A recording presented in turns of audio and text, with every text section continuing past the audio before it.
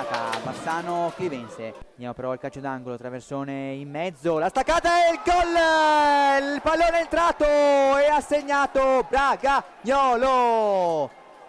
Simone Bragagnolo, la tirata di testa per l'1-0. Arrivato Banelli, gli faccio un quadro, me lo appendo in camera ed è finita la partita.